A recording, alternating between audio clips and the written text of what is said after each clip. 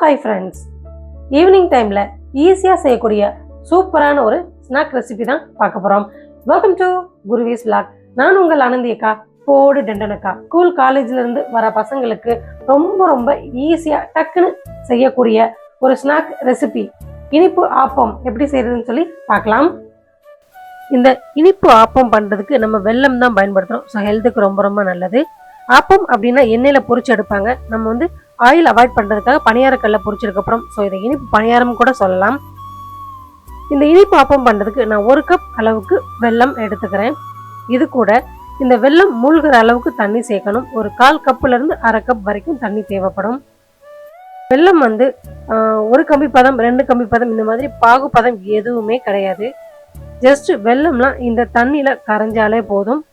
தண்ணியில் வெல்லம்லாம் நல்லா கரைஞ்சதுக்கப்புறம் சுவிட்ச் ஆஃப் பண்ணிட்டு ஆறுனதுக்கப்புறம் ஃபில்டர் பண்ணி தனியாக எடுத்து வச்சுக்கலாம்.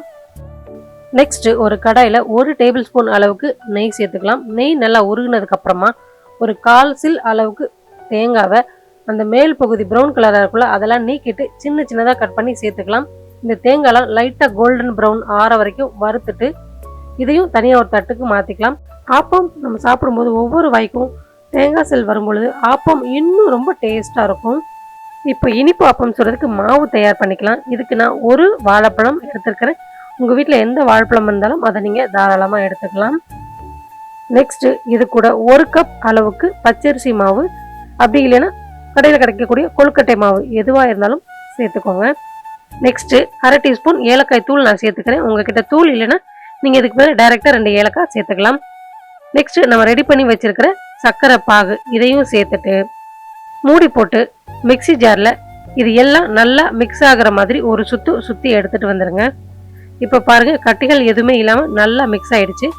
இப்போ இதை ஒரு பாத்திரத்தில் நம்ம சேர்த்துக்கலாம். நெக்ஸ்ட்டு இதில் கொஞ்சோண்டு உப்பும் ஆப்ப சோடாவும் சேர்த்துக்கலாம். உப்பு எதுக்காக சேர்க்குறோம் அப்படின்னு பார்த்தீங்கன்னா, எந்த ஒரு இனிப்பு செஞ்சாலும் கொஞ்சமாக உப்பு சேர்த்திங்கன்னா அந்த இனிப்பு சுவையை அது தூக்கி கொடுக்கும்.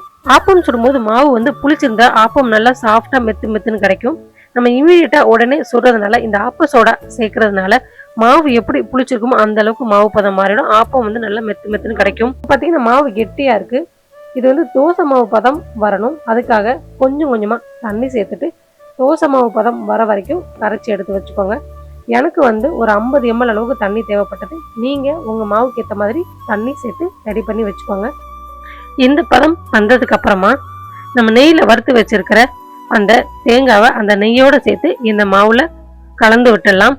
இப்போ ஆப்பம் மாவு தயாராகிடுச்சு. நம்ம ஆப்பம் சுட வேண்டியது மட்டும்தான் பாக்கி. நான் இன்னைக்கு பணியாரக்கல்ல தான் ஆப்பம் சுடுறேன். உங்களுக்கு எண்ணெயில் பொரிச்சு எடுக்கணும்னு நினச்சிங்கன்னா நீங்கள் தாராளமாக டைரெக்டாக வடசட்டியில் எண்ணெய் ஊற்றி பொரிச்சும் எடுக்கலாம். நான் ஆயில் அவாய்ட் பண்ணுறதுக்காக பணியாரக்கல்ல பொரிக்கிறேன். நான் நெய் தான் சேர்த்துக்கிறேன். நெய் சேர்த்துட்டு நல்லா சூடானதுக்கப்புறமா நம்ம ரெடி பண்ணி வச்சுருக்க ஆப்ப மாவை அதில் சேர்த்துக்கலாம். அடுப்பை மிதமான சூட்லேயே வச்சுக்கோங்க. ரொம்ப ஹை ஃப்ளேமில் வைக்க வேண்டாம். ஹை ஃப்ளேமில் வச்சோம்னா கீழே ரொம்ப கருகிடும். மிதமான சூட்டில் வச்சோம்னா அழகாக ஒரே கலராக கிடைக்கும். அது போக உள் பக்கமும் நல்லா வெந்தும் கிடைக்கும். கீழ்ப்பக்கம் ஒரு 2 நிமிஷம் வெந்ததுக்கப்புறமா திருப்பி விட்டுட்டு ஒரு 1.5 நிமிஷம் நம்ம வெயிட் பண்ணோம் அப்படின்னா நல்லா ஆப்பம் வெந்து தயாராகிடும். நம்ம சேர்த்துருக்கிற வெல்லம் வாழைப்பழம்லாம் சேர்ந்து இந்த இனிப்பு ஆப்பத்துக்கு டிஃப்ரெண்ட்டாக ஒரு கலர் கொடுக்கும். அது மட்டும் இல்லைங்க, நம்ம சேர்த்த அந்த தேங்காய் துண்டு ஒவ்வொரு கடிக்கும் வரும்பொழுது டேஸ்ட்டு வேறு லெவலில் இருக்கும்.